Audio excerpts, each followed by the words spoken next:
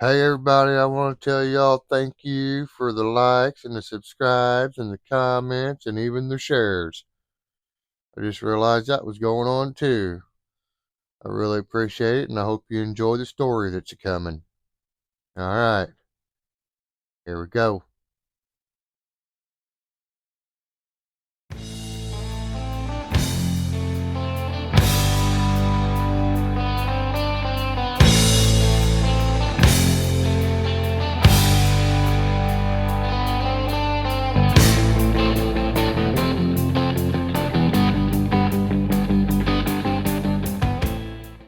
Welcome back everyone. Ozark Woodsman back with another story. So, do me a favor.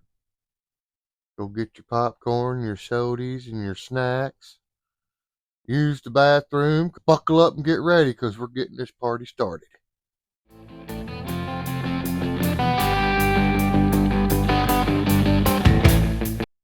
All right, here we go. Me and a buddy of mine got permission to hunt this little patch of woods. It was about 60 acres big. Hadn't been hunted in a long time. I'm always good at getting first dibs on property like this because it usually comes from a friend of mine. So, here we go. Me and a buddy of mine got permission from another buddy of ours that was in the same hunting group that went to Bunch Hollow all the time. So, the guy that was in the last story about the whitetail blood trail and hedge apple, if you'll go watch that, you'll know what I'm talking about. That's the guy that has this property that gives me and my other buddy to go hunting out there. It's turkey season, spring turkey season. Uh, First time the guy that's going with me's ever been turkey hunting, so that's new. I just got a new shotgun, so I was, stoked about using that. We just got the 3D leafy wear ghillie suits. They had just come out. We went and got us some of those.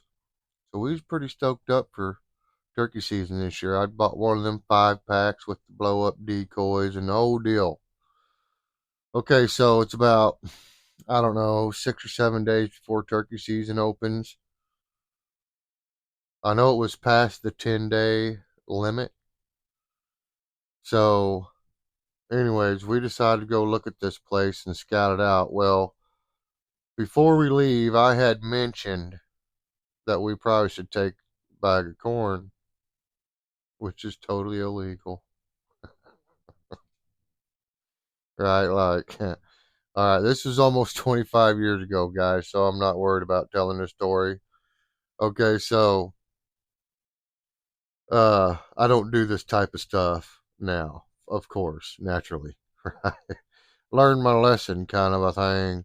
So, anyways, I suggest corn. Now, I didn't buy the corn, but it was my idea.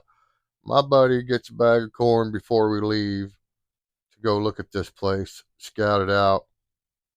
We don't take any guns except for the M6 Scout. Like, you guys know this. I've said it before in the other stories. I always carry that thing with me if I'm going to the woods. So I had a backpack. I had the Scout broke down and in the backpack. Totally useless right at that moment in the backpack. I cannot use it. I can't even pull it out and use it. I have to put it together. Okay, so remember that in the backpack. We left the corn in the car. We took my buddy's car. It was a work car. It was a little Ford Escort wagon, white, stuck out like a sore thumb. Anyways, that's what we used to take on hunting trips usually. Was that little car? It's good on gas. So this car's parked on the side of the road. We're not thinking nothing about it. Now, mind you, this property butts up against a conservation area, which we did know about, but it never crossed our mind that game wardens would be around. So, anyways, so we go out there, we scout it out. I got some turkey calls. I do some, basic hen calls, just a little clucking. I'm kicking around leaves and stuff. I'm trying to sound like a hen turkey feeding, doing that whole gig. Just trying to get a time to gobble at us, which it never happens. So I'm like, screw it, let's go get the corn. So we go back to his car, get the bag of corn, walk back out to this spot that's close to a field that's across the fence on this other guy's property, right? On the east side of this property, we're in the woods. Right across the fence, it's a big hayfield. So I thought, we're back in the woods, probably 40 yards from the fence. There's a nice little flat spot. That's a high spot that you could definitely see from the field. So we dump the corn out there. We leave.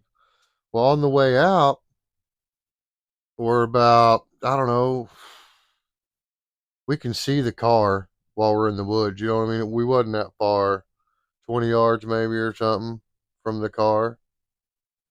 So we see someone walking in the woods towards us, right? And I'm like, because it's almost dark. Okay. So remember that. We've been out there for a minute. It's almost dark. We're walking out. I got the backpack on. The bag I rolled up and folded up real nice and small and stuck it down the very bottom of my backpack. Got the M6 Scout on top of it. I think maybe I had probably the decoys in there already or something. There's no telling. But he never seen that bag. This game warden who's walking in the woods towards right now. Hey guys, how's it going? Starts talking to us like it's no big deal. I knew right away we was caught. So, anyways, he didn't catch us doing nothing yet, right? And it was almost dark, so we were kind of pushing the issue on trying to get out of there before it got too late. We had to go back home, go to work, blah blah blah, right? So, anyways, he wants to search my backpack. So I'm thinking, man, if he sees that bag down the bottom of my backpack, we are going right now. We're in trouble. So I kind of hem haul around and, kind of ask him about, like, what are my rights on this actually, right? Like, well, I didn't push it to the point where he got mad. I take the backpack off when I realize he ain't going to give up. I open the backpack. I hold the backpack. I pull my M6 Scout out in two pieces and I show it to him. I pulled my turkey call out because I always use a slate call. So I pulled it out and I explained to him that the M6 Scout was in there just in case we seen a snake or maybe a coyote or something because coyotes, it was legal to shoot coyotes then. So, and that's really why I had it. I would never try to shoot a turkey with the Scout unless I was hungry and it was a survival type deal. But I mean, it's a 22 410, man. You got to be right up on it or make sure that's the day that your, eyeballs working 100%. Turkey's hard to kill with a 22. I'm just saying. It's not impossible, but it's hard. So I was like, well, that's what the M6 Scout's for, is, in case we see a coyote or something. And then we had the turkey calls because we're going to be hunting out here turkey season. I should have never told him that. We're going to be hunting out here turkey season. We was out here scouting around a little bit, see if we can get one to gobble so we'd know if it was worth it or not. That's all we're doing, blah, blah, scouting, scouting. Well, this game warden, he seen right through it. He knew I was lying. He's probably heard this story 100 million times. But he lets us go. He lets me put the Scout back in my backpack. We, I put it on. We skin out. We get to the car.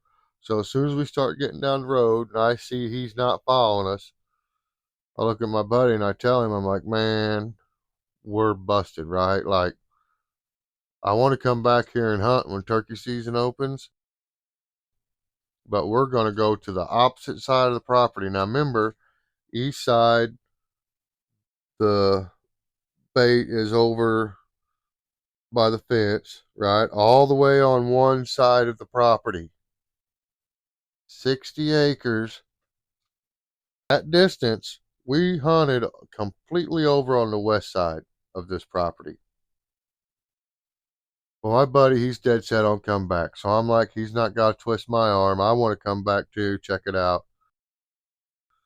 So we go home. We wait the 5 or 6 days later. We go back, opening morning. And on this property, the whole front of the property had a dirt road going down it.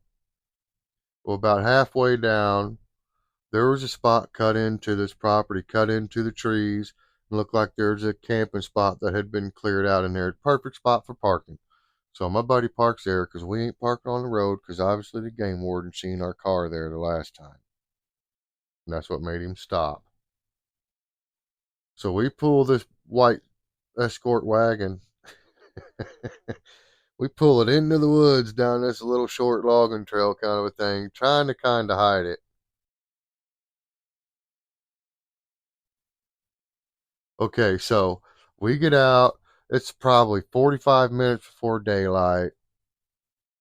We put our 3D leafy suits on, all of it. We had our two-way radios in case we separated. So, scenario, two birds gobble, right? But they're one on each side of the property. We can split up, each one of us hunt a bird, and then be able to radio back to hook back up or let each other know what's going on. So we got our two ways. Now these are, I think they were Motorola's, and they were just scanning while we're getting ready. Because if anybody else is out there talking, I don't want to get on their channel, right? Okay, so our radios are scanning. I know I don't never hear anybody key up on a channel and talk. So we pick our regular channel, the one we always use. We set our radios to that channel. So we get ready. We're all suited up. We have the voice activated headphone things, for our radios and everything. We're high tech rednecks, right? My buddy's got a new shotgun. I got a new shotgun. So we're out there. We're really going to get her done. Okay, so we we go out about, I don't know, 30, 40 yards in, 50 yards in. Wasn't real far. Far enough to where it was hard to see the dirt road. So, and it was still kind of dark. It's still darkish. It's too early to hunt, I'll put it that way. And we're standing around, we're just kind of leaning against a tree talking, between me and him, real quiet talking, just real quiet talking. And I got the old hoot owl call. So I break out the hoot owl. I hoot, nothing happens. Like, man, that ain't good. So we're just waiting and waiting. Because sometimes the hoot owl calls, they don't always work because you're too close, right? Sometimes if you're right up under them, they won't gobble because you're too close. Sometimes they just don't gobble at a hoot owl. But I had other calls to use as it got lighter, okay? And locator calls. Look it up. So we're not sweating it. We're hanging out and it starts getting lighter. I start using different locator calls. And then it gets to the point to where I can actually, they should be flying down or already on the ground. So I can start calling, seeing if anything bites on that. Nothing. So we start moving a little bit and we're kind of heading towards where we put the bait, right? Where I put the bait. That's the direction we're definitely heading. So, and honestly, I wanted to go see if that game warden found it. I wanted to see if it was there or if it was gone. Because the amount of time we had, even if deer would have found it, they wouldn't have ate every bit of it, right? There'd be like little two or three kernels over here, it'd be scattered out. They'd spread it out because I poured it right in a pile. Well, they'd have pulled it all and scattered it out. So, I mean, I've seen deer eat off corn piles and what happens. Okay? Look it up. Anyways, we sneak our way through the woods. It takes us a minute. We get over there, and I'm pretty sure we're in the spot where I dumped that corn. There's no corn. There's not even a little kernel of a corn. And I noticed that, like, all the corn's gone, but there's no scratch marks. There's no places where a turkey would have scratched leaves back to get every little piece of corn. There wasn't that for squirrels. I didn't see any sign of deer, nothing. I mean, the corn was gone and the whole area was just smooth. Leaves were all even, everything was even, like it was undisturbed. And that was their biggest mistake right there. They should have left some animal sign, but they didn't. They cleaned it and made it look completely undisturbed. Okay. Well, while me and my buddies looking around, I'm trying to kind of figure out what's going on, even though I think I know what's going on. I get this feeling, right? Like you guys have had this feeling, I'm sure, and not just in a hunting situation, but guys and gals, you don't know what's going on, but you got a feeling somebody's watching. Had that feeling. Well, I sneak back towards my buddy and I tell him, "Hey, got that feeling somebody's watching us?" He's like, "Yeah." He goes, "This ain't right." Like, no, it ain't right. This ain't right at all. This does feel weird. Like, that doesn't look right. This feels set up. You know what I mean? I feel like we're walking into a trap. I said, let's back on out of here and let's just go right back over to the other side. We'll just go all the way to the other side like we talked about. We had planned to do that. Stay away from that spot. But it was my fault. Curiosity killed the cat, right?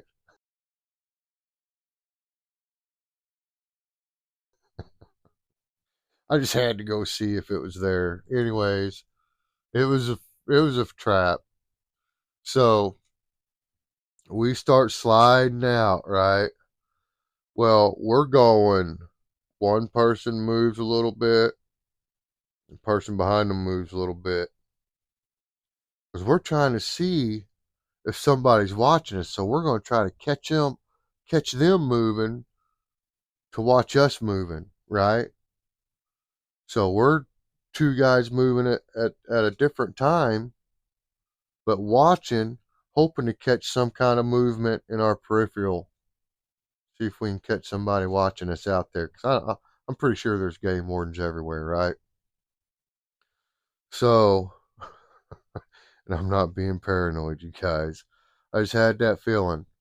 So we get a little ways away from that actual spot, and radio, my radio keys up. My buddies did too, but I wasn't close enough to hear his. But my radio keys up, and I hear they didn't sit down. They're backing out. They're moving away. They're moving away real slow. And I stop. I look at my buddy, and he stopped because he hears it too, right? They're on our channel. We had not been using our radios. So it was just by chance they got on our channel. I don't know how it happened, but it happened. There was a game warden there, and now he's telling the other game wardens, we're moving. We didn't stop. We're not sitting down and setting up. So we're going somewhere else. Okay. But me and my buddy, we didn't. I thought it might have been another hunter, and he was talking about somebody in his party, right? I never thought game wardens would even use those kind of radios, right? I figured they had their own gig, right? Their own kind of secret frequency and all that. No, no, they use the same kind of radios we use so they can listen in on what we're saying. Okay. Spoiler alert. Look it up. Anyways, they do. So we hear their conversation by chance. Well, my buddy, I wait. My buddy catches up to me. I'm like, did you say that? Did you hear that? He's like, wasn't me. Yeah, I heard it. I was like, man, I can't believe that there's other guys out here hunting use the same channel as us, right? I totally, like at first, I didn't think it was the game wardens at first. At very first, I thought it was other hunters, right? It just turns out it was a game warden. I guess I jumped ahead in my story a little bit. But, anyways, so we skin out, we slip out. My buddy's behind me. We're doing the few steps, each guy following each other, trying to be as quiet as we can. Got our ghillie suits on. Well, they're 3D leafy wear. They're not ghillie suits, but they're kind of like a ghillie suit. They're hard to see. So, anyways, we get all the way across the property. We see this nice cleaned out spot. It's pretty flat. I mean, and when I say cleaned out, I mean there's not a whole bunch of sticker bushes and brush. It's just wooded with pretty cleared open trees. You know what I mean? Not a lot of saplings, wide open. Like, man, this looks like a pretty good spot. You know what I mean? And it's surrounded by shrubbery. You know what I mean? But this is a good, clean, open spot. So I get out my decoys. I set my decoys up. You know, we get the yards pro out. We get a 20 yard, brr, brr. We do it all like you're supposed to do it, like in the videos. Anyways, so we set the decoys up. Then I got this little pop up blind thing. And I put this pop up blind thing out. You know, it's 3D leafy wear too, so it blends in with what we're wearing pretty good. Comes up about yay high, you know. Just hide behind it. Okay. So we get set up. I get my call out. My buddy, he really don't know how to call, so he's just watching and listening. He hears a lot better than me, so that works out perfect. So I start calling. I call a little bit and watch him, see if he hears anything. He don't hear no gobbles or nothing. I don't hear nothing. So I'm like, okay. So you don't want to overcall. So I call a little bit. We sit and wait. You know, sometimes it'd be 15, 20 minutes just sitting there listening real quiet. Nothing shows up. So this goes on. We're in about an hour, probably, sitting there, nothing happening. I call again. And after I call this time, we hear a call come back. But it's a hen, right? Which normally doesn't happen. It can happen. I mean, me and my brother, we've called in hens before, right? A few times. But this wasn't this wasn't right. Okay, like if you turkey hunt, you know you guys know what I'm talking about. It just wasn't right. It didn't sound right.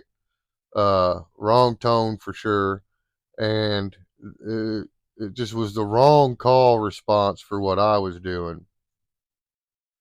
And anyways, so as soon as it happened, I look at my buddy. I'm like, "Do you hear that?" He's like, "Yeah, that didn't sound right." Like, yeah, that don't sound right. You know what I mean? I told him I'll call again, see what happens. So, and I throw a little purr in there. Oh boy, he takes off real hard, calling back at me, and I'm like, that ain't right. So, anyways, get to it. It was another guy. It was actually two guys and a teenager, young teenager, and they had heard me calling and had been sneaking up on us this whole time, and finally had pinpointed us and started calling back in order to get me to call more, right? Which it worked, but only because of curiosity, because I wanted to see what was going on. Well, my buddy, he's like, there they are, there they are. I'm like, where, man? I don't see them. You know, they're wearing camouflage. He's in a different spot. He's seen him before I seen him. I couldn't see him. He's like, get your binoculars. So I grab my binoculars, you know. I'm looking, and then I finally see him. And then once I see him, I'm glad I seen him. Okay, so they seen the decoys, but they could not see me and my buddy at all. They had no clue that we was sitting 20 yards behind them decoys. Now, by the time they got up on the decoys, they was only about 20, maybe only 15 yards from my decoys. They were pretty close because I used that as an example to why they should have known those were not real. You are not going to sneak up on 5 turkeys 15 yards in the woods and not scare one of them. It's not going to happen. Okay? Especially if they're standing there calling and they're supposed to be active turkeys. That means they're looking around. You're not going to just sneak up on them. 3 guys wide, not in line. Okay, so, anyways, 2 guys and a teenager. So, once I see what's going on, both adults have shotguns and are bearing down on my decoys. I mean, they're locked in. Okay, they're going to shoot my decoys. So I jump up real quick and I'm like, hey, what are you guys doing, man? Okay, so story modified right here. I'm going to try to keep it PG-13. But there was a lot of cussing and threatening going on. For one, these guys were trespassing. For another, this property was posted all up and down this dirt road. No trespassing. So it's a felony trespassing. Okay. They had shotguns pointed at me and my buddy. They was definitely going to destroy my decoys and probably put some BBs in me and my friend.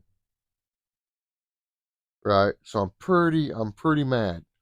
Now I don't have my gun. I've left my gun sitting on the ground because I'm not trying to get a shootout started. You know what I mean? But I stood up and I give them what for, and I told them they better get the heck out of there right now if they knew what was good for them. Let them have it, right? Just to let you know, my buddy was a boxer and he was a good boxer, Golden Glove. So I mean, if this come down to it,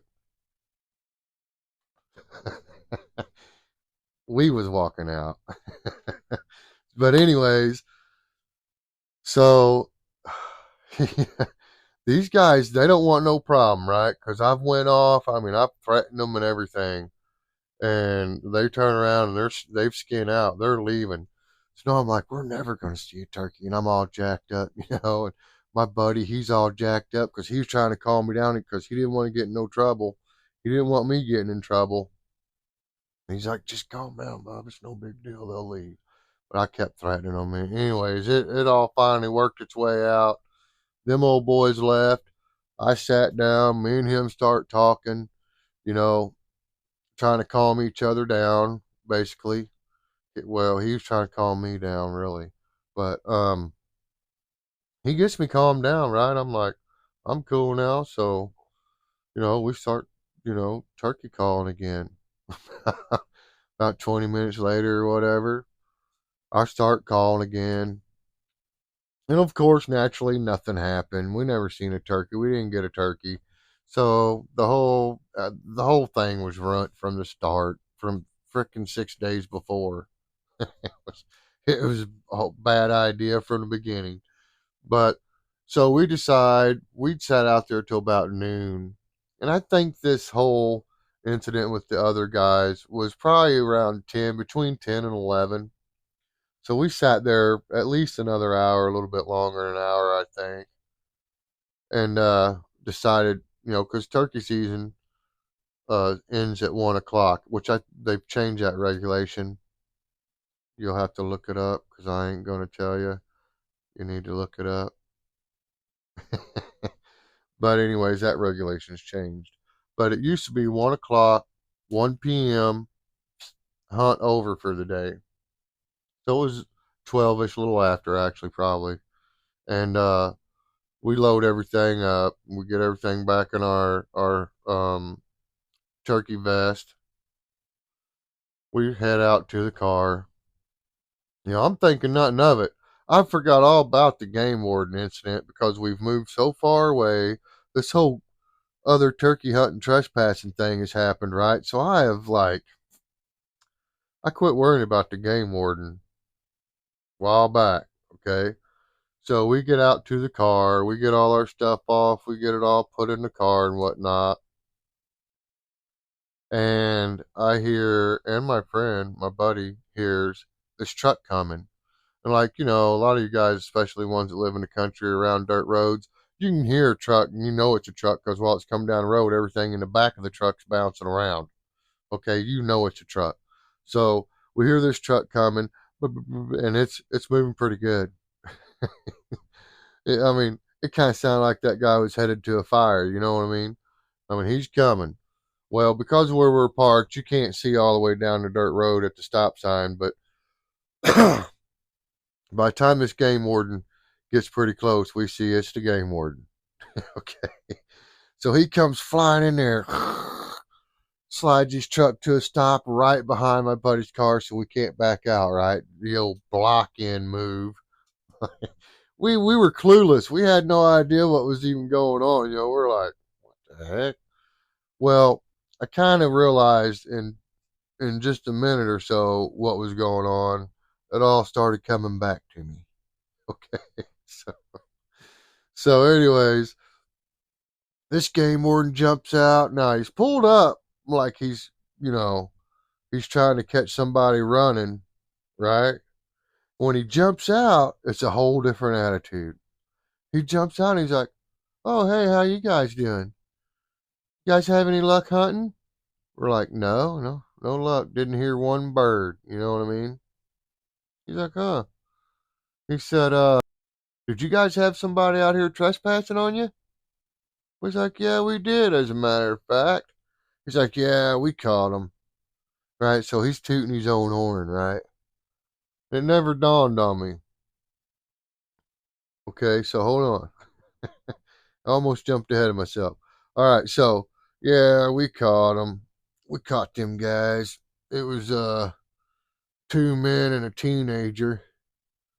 He said that boy was the son of one of them guys. He said one guy was a convicted felon, didn't have a hunting license or nothing. We arrested him, took him to jail.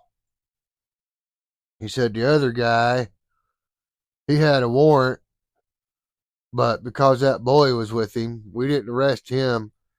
Instead, we seized all the guns, but we gave him some tickets and sent him and that boy home.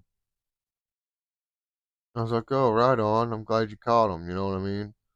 I'm glad that boy's dad didn't go to jail and he had to watch that.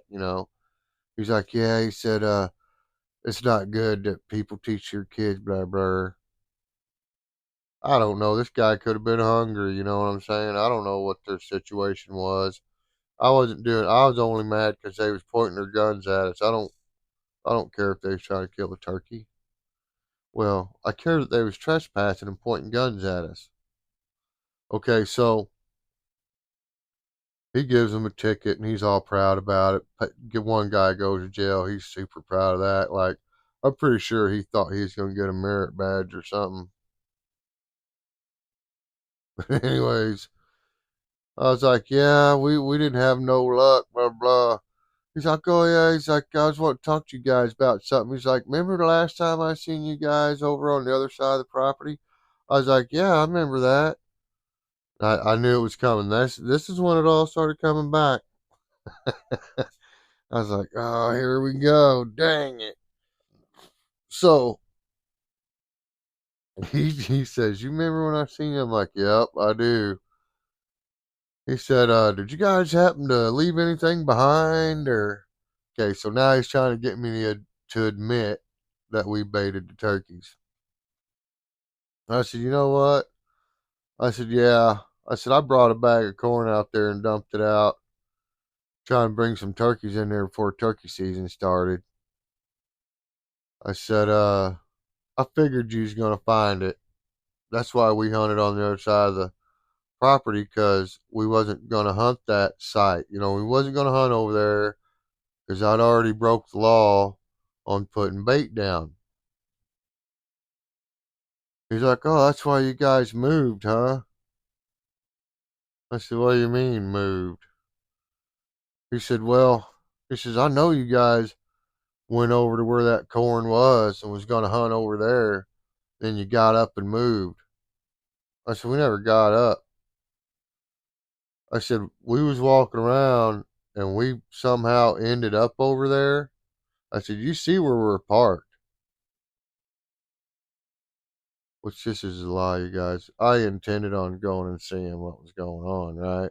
But the way I did it was I kind of meandered from the west side over to the east side, kind of like, maybe I was lost. That's what I was trying to do. Didn't work. So I said, no. I said, as soon as we got over there where it looked like that, where I'd put that corn down and I seen there wasn't no corn there, I said, I knew somebody cleaned that up. I said, there's no way we was going to sit down there and start hunting.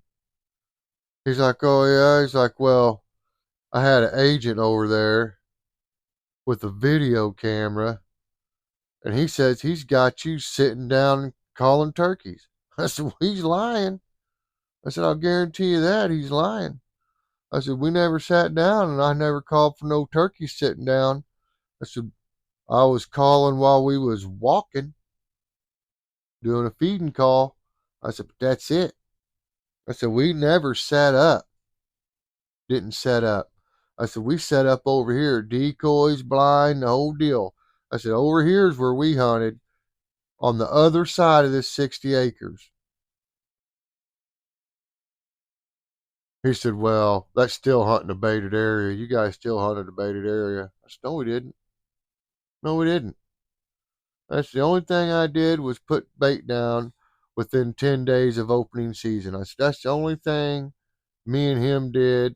And I'm the one that put the bait down, and it was my idea. It was me. That was me. He don't know nothing about it.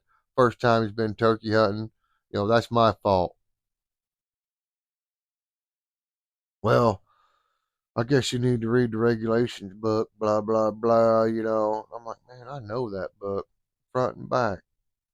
This, we was not hunting a baited area.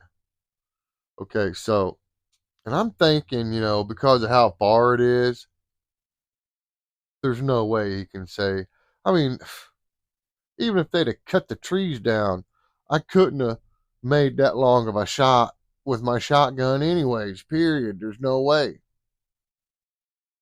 Ignorant. Well, he ends up writing me 3 tickets and he writes my buddy 2 tickets. Now, he doesn't take our shotguns, which he could have if he wanted to. He could have really made it a lot worse than what it was, but instead he wrote us some tickets, let us go. Well, I'm mad because, he wrote me 2 tickets and he wrote my buddy 2 tickets for something we did not do.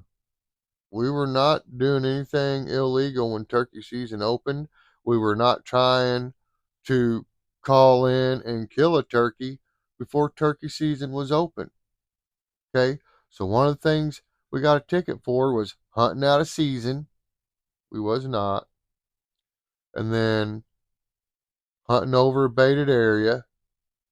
And then I got a ticket, and a third ticket was for putting bait down. Okay. So I'm mad about this. I ain't taking it. My buddy, he goes to court over it. He pays the fines. Boom, he's out of there. I don't know, cost him quite a bit, a few $100, right? Well, I ain't gonna lay over. I ain't gonna roll over like that. I ain't doing it.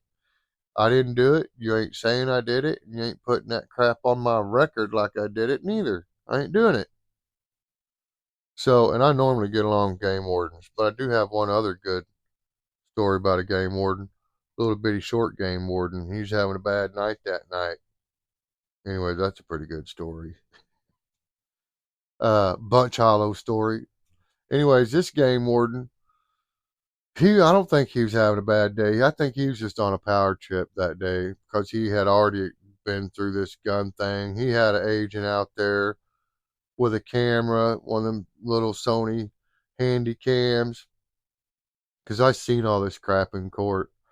and he was in a ghillie suit. He was in a real ghillie suit, and they were talking back and forth on their radio. This game warden's all jacked up.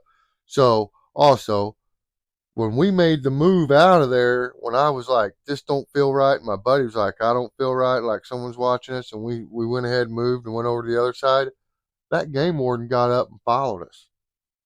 Now he was good because we never heard him or seen him following us, and we never felt like there was anybody behind us. But he was behind us, and he was videoing. He's got video of the whole incident with the trespassers. Right? So they got my story on camera. They everything I said, all the threats and everything. Right? I mean, I probably said some bad stuff. I can't remember everything, but I know it wasn't nice. None of it. But anyway, so they got this camera footage. So he's kind of slipping about how he knows this and that. And I'm thinking, there's no way he should be able to know this stuff unless he had an agent out there. Well, come find out he had a couple agents out there. But they was following us and surrounding us and videoing everything. Oh my goodness. Anyways, the thing is because they videoed everything, they didn't have any footage of us sitting down and setting up on a baited area. There's no footage of that, even though they were videoing everything. They didn't they didn't have that footage, right? And then there was no footage of us killing a turkey on this property at all, right? So like if we would have killed a turkey, it would have been a little bit different. They'd have stacked up the tickets, right? Because then they could have turned it into a whole bunch of other stuff. Okay, so the codes are written to be manipulated, you guys. Just so you know. Okay, so I believe in conservation 100%. I buy tags for every season, every year, whether I go or not. Fishing, hunting, all of it. Trapping. Even if I'm not going to go, I still buy the tags in order to support our conservation department because it does work. It's there for a reason. Okay, but I don't like when game wardens take advantage of people, hardworking middle class and lower class people. They take advantage of them and make them pay money that's going to take away from a whole electric bill sometimes. You know what I mean? Just because he's trying to flex a little bit. Come on. Anyways, that's what this guy was doing. He'd got himself worked up and he was trying to flex on us. Well, I have a lawyer. So when we leave, and we're a good distance away, and I've sat and worked myself up over these two tickets that I don't deserve, according to the way he wrote them. I didn't do anything he said. Only the one ticket I was guilty of, and I was ready to accept that. I was going to pay that. I got caught, man. Boom. What do you do? Suffer the consequences, right? I was ready. I was prepared. Okay, so next day comes around. I'm still thinking about this. I get off work. I call my attorney. I tell him what's going on. Well, he don't like game wardens either. He's an avid hunter too. And okay, I said he doesn't like game wardens either. He doesn't like game wardens. I really had no opinion on game wardens, and I still don't, love or hate them. I just know they're guys doing a job, and some of them are not cool, and some of them are cool. There you go. Okay, like whatever. Not everybody's perfect. Whatever. So my attorney, he's like, he don't like messing with them at all. He likes taking them to court. So he jumped on it quick, because I told him straight up. I told him exactly the truth, the whole truth, and nothing but the truth. Okay. And so we go to court. The game warden's there, and my attorney. At first, the game warden was sitting over by the prosecutor. Well, my attorney stood up and told the judge, uh, what we were prepared to do, how far we were prepared to take this whole trial, and because we were going to change this, I wanted to take this to the Supreme Court. Okay, so hunting a baited area, it doesn't say in the code and regulations book, or regulations and code book, however you want to say it. It doesn't say in there the size of the area. Okay, so this is important, you guys, right? Like, you can't call 2,000 acre farm an area because these guys feed cattle there, and that means, you know, the stuff their cows are eating, the deer might eat. So now his whole 2,000 acres is a baited area, and he can't hunt his 2,000 acres, right? No, you can't do that. You can't do that. All right. So what it is they have it worded that way so that they can manipulate it. They can take small acreage and try to claim that whole acreage is baited. They're trying to say one 50-pound bag of corn pulled all the wildlife in a 60-acre area around it to that one spot.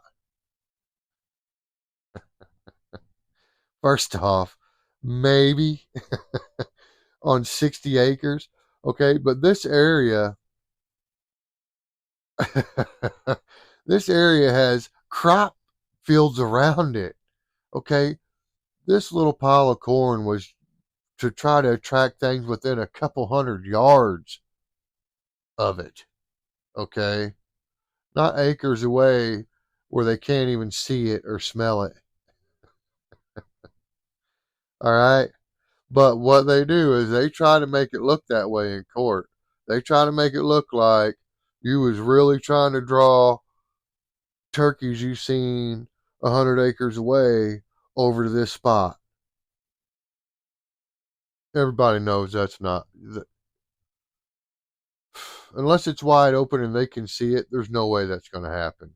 Okay, especially with turkeys. So, anyways, my lawyer told the judge that that code is wrong and it needs to be rewritten, and we're going to take it all the way to Supreme Court and have it rewritten. And anybody and everybody involved with stopping us is going to be sued once we win. That's what he told them. And so I'm like, heck yeah, I'm sitting there with the game warden, gets up and walks out of the court. He left. He skinned out. I was like, that's weird, right? So he left. So, in other words, he did not want to be called up on the stand by my attorney. He did not want to talk to my attorney 1 minute, right? Because he knew he was fixing to get caught in some lies on some tickets. Okay. So he leaves. My attorney tells the judge our plan. Game warden leaves. Judge calls my attorney up to the stand and the prosecutor. They have a talk. My attorney comes back. The judge asked me to stand up, asked me to tell him the story. So I told him the story basically like I told you guys. I even told him about the guys trespassing and how, the game wardens caught them. And I ain't got nothing against game wardens except, I don't want them trying to accuse me of stuff I didn't do. I didn't do it. I'll take the blame for what I'm guilty of. This is what I did. This is what I'm guilty of. And that's it, Your Honor. He said, all right. Calls me by my name. I'm going to fine you $75 for baiting turkeys before season. I'm going to drop the other 2 tickets. You're free to go. Cost me $75 on a fine and court cost. That was, so really it was probably on, like, back then, what it would have been, like $15 court cost. So it was like a $60 fine with $15 court cost. But my attorney cost more than 3 tickets. But you know what? I was really happy to pay that guy because there's nothing worse than getting accused of something you didn't do, especially when it comes with the law. You know what I'm saying? They will mess you up, hem you up. So the best thing to do is don't break laws.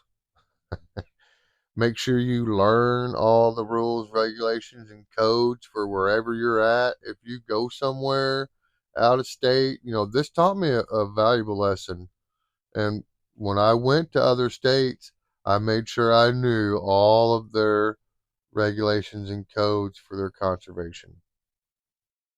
Right? It's important. It is important. Because if you don't put yourself in the situation, you don't give them no room to make stuff up on you. Right?